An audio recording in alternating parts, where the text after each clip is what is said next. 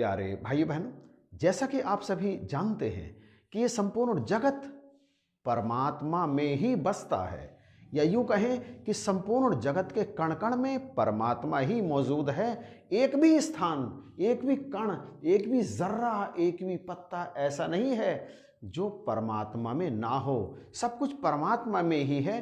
परमात्मा के अतिरिक्त संपूर्ण जगत में कुछ है ही नहीं। इसीलिए कबीरदास जी ने कहा, खालिक बिन खाली नहीं, सुई धरन को ठोर।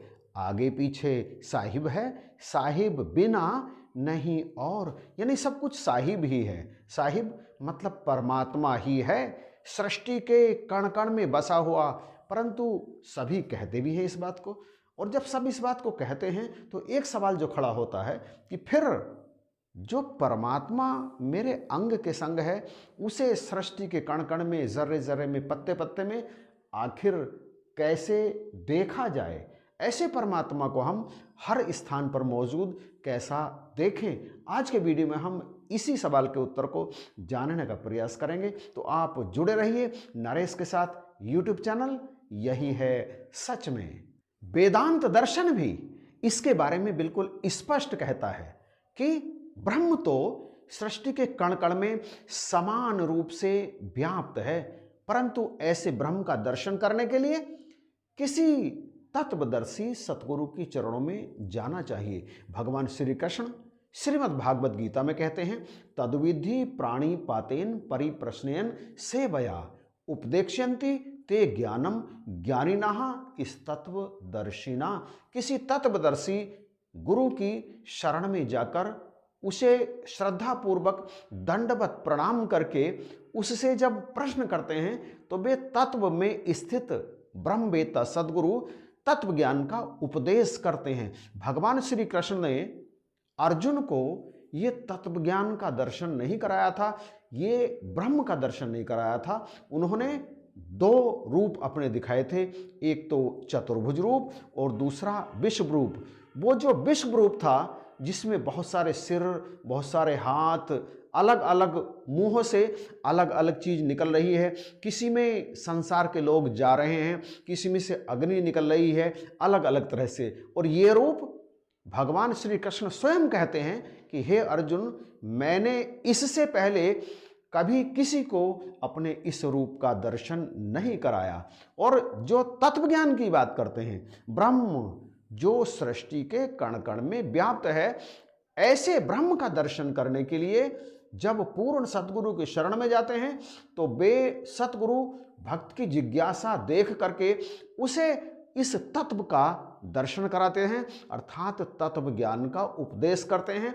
और इस उपदेश को ग्रहण करके फिर वो ज्ञानी भक्त, अब वो ज्ञानी भक्त बन जाता है। पहले वो जिज्ञासु था, अब वो ज्ञानी भक्त सृष्टि के कण कण में, जर्रे जर्रे में, पत्ते पत्ते में परमात्मा का दर्शन करने लगता है। अब ब्रह्म ज्ञान तो मिल गया, परंतु क्या ब्रह्म ज्ञान मिलने के साथ साथ ज्ञान दृष्टि भी मिली?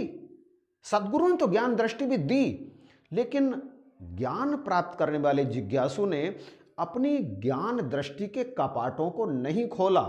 यही कारण है कि ज्ञान प्राप्ति के बाद भी कण कण में, जर्रे जर्रे में, पत्ते पत्ते में मौजूद परमात्मा का दर्शन नहीं होता, क्योंकि मन तो अभी अपने पास ही मौजूद है। यद्यपि ज्ञान प्रचारक ने, ज्ञान देने वाले संत ने कह दिया कि मन को भी तन और धन के साथ सतगुरु के चरणों में अर्पण कर दो, परंतु उनके कहने के बावजूद भी हाँ तो कर देते हैं, लेकिन मन को अर्पण नहीं करते।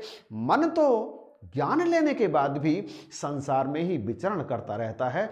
अभी दृष्टि तो नहीं बदली, ज्ञान दृष्टि नहीं मिली। ब्रह्म ज्ञान मिलना अलग बात है और ज्ञान दृष्टि मिलना अलग बात है। ब्रह्म का दर्शन कर लिया, ज्ञान दृष्टि नहीं मिली या ज्ञान के कपाट नहीं खुले, तो फिर कण कण में मौजूद परमात्मा का भी दर्शन होता नहीं है। ज्ञान प्राप्ति के उपरांत कण कण में, जर्रे जर्रे में, पत्ते पत्ते में, हर जीव में परमात्मा का ही दर्शन हो। इसके लिए जरूरी है कि ज्ञान दृष्टि मिले, ज्ञान के कपाट खुल जाएं। ये आंखें अंदर से खुल जाएं, बाहर से नहीं। बाहर से तो ब्रह्म के साथ माया भी दिख रही है, लेकिन केवल परमात्मा कब दिखता है? जब ये आंखें भी खुलें, लेकिन इनके साथ ज्ञान के कपाट भी खुलें। और ज्ञान के कपाट इसीलिए नहीं खुलते क्योंकि ज्ञान सतगुरु ने हमसे केवल 5 प्रण लेकर ही हमें दे दिया। यद्यपि जो पहला प्रण है वह बहुत ही महत्वपूर्ण है। इस पहले प्रण में सतगुरु ने हमसे सब कुछ ले लिया, लेकिन हमने केवल कहा, दिया नहीं।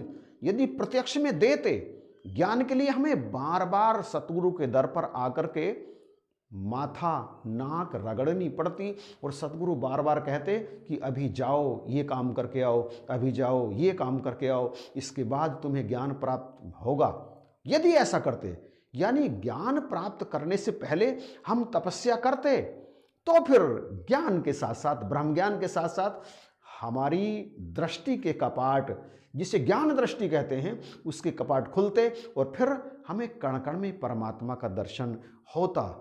ज्ञान प्राप्त करने वाले जिज्ञासु के बारे में कहा गया है, परीक्षाएं लोकान कर्मचितान ब्राह्मणो निर्वेद मायान्ना स्त्यह यकृतः कर्तेन तद्विधि ज्ञानार्थ गुरु मेवाभिगच्छेत समित पाणी क्षोत्रियम ब्रह्मनिष्ठम। अर्थात ब्रह्म ज्ञान प्राप्त करने की इच्छा रखने वाले जिज्ञासु को ज्ञान प्राप्त करने से पहले अपने इस लोक के समस्त कर्मों की परीक्षा करके फिर हाथ में सविदा यानी संकल्प लेकर वैराग्य को प्राप्त करके किसी ब्रह्मनिष्ठ सतगुरु के चरणों में जाना चाहिए और वहां पहुंचकर दंडवत उन्हें प्रणाम करके उनके सन्मुख ब्रह्म ज्ञान प्राप्त करने की जिज्ञासा करे। यानी अपने समस्त कर्मों की परीक्षा करके, मैं कैसे कर्म करता हूँ, क्या मैं सात्विक हूँ, क्या मेरे अंदर प्रभु को प्राप्त करने की आग है, प्यास है। यदि ऐसा है तो फिर उसे संकल्प लेना चाहिए कि अब मुझे ब्रह्म ज्ञान प्राप्त करना है और सतगुरु जैसा आदेश करेंगे मैं उसे मानूंगा भी और अपने जीवन में उतारूंगा भी। यदि ऐसी जिज्ञासा, यदि ऐसा संकल्प करके एक जिज्ञासु सतगुरु के चरणों में जाता है, शपथ लेता है और सतगुरु के ज्ञान को वो आत्मसात करता है, तो फिर इस ब्रह्म ज्ञान को आत्मसात करने के साथ ही उसके ज्ञान कपाट खुल जाते हैं, उसकी ज्ञान दृष्टि खुल जाती है, बंद कपाट खुल जाते हैं और फिर उसे कण कण में परमात्मा का दर्शन होने लगता है। परमात्मा तो कण कण में है ना, जर्रे जर्रे में है ना, पत्ते पत्ते में है ना। कोई ऐसा स्थान है ही नहीं जहां ये ब्रह्म मौजूद नहीं है। परंतु याद रहे, ये नज़र इसी कारण नहीं आता क्योंकि ज्ञान बहुत सस्ते में मिल गया है।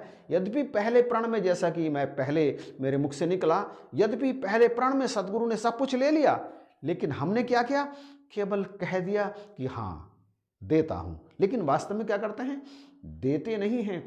इसलिए ये ज्ञान आत्मसात नहीं हो पाता, इसलिए कण कण में परमात्मा के दर्शन नहीं हो पाते।